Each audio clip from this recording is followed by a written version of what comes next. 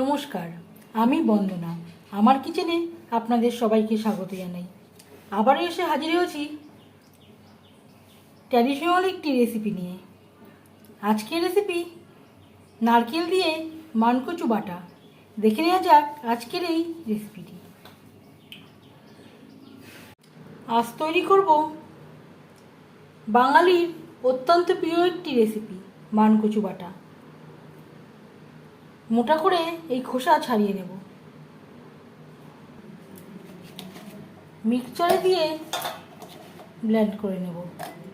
আপনারা চাইলে গ্রেট করেও নিতে পারেন।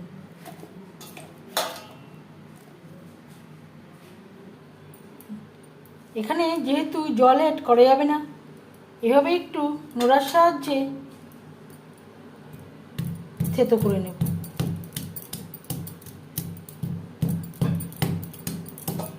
আপনারা যদি তৈরি করেন অবশ্যই গ্রেট করে নেবেন।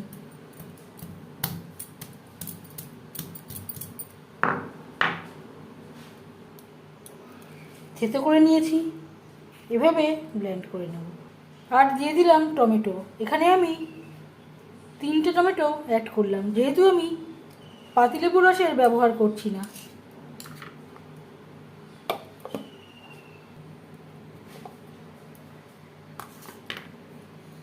জল অ্যাড না করেই আমি বেটে নিয়েছি।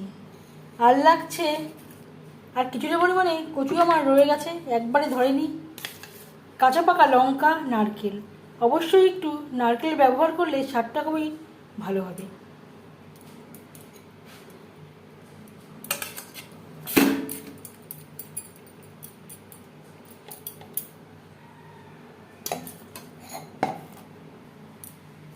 আর দিয়ে দেব নারকেল, কাঁচা পাকা লঙ্কা,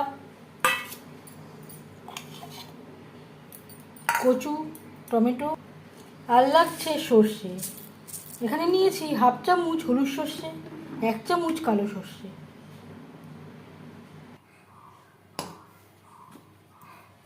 পুরো বাটাটাই আমি আবার একসাথে ব্লেন্ড করে নিয়েছি। এবার আমি একটা প্লেটে নিয়ে নেব। আর দিয়ে দেব স্বাদ মতো লবণ, কাঁচা সরষের তেল,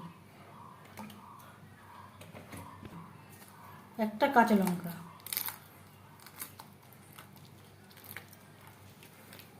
বাটার সাথে বেশ ভালো করে কাঁচা সরষের তেল, লবণ ও লঙ্কা মিক্সড করে দেব।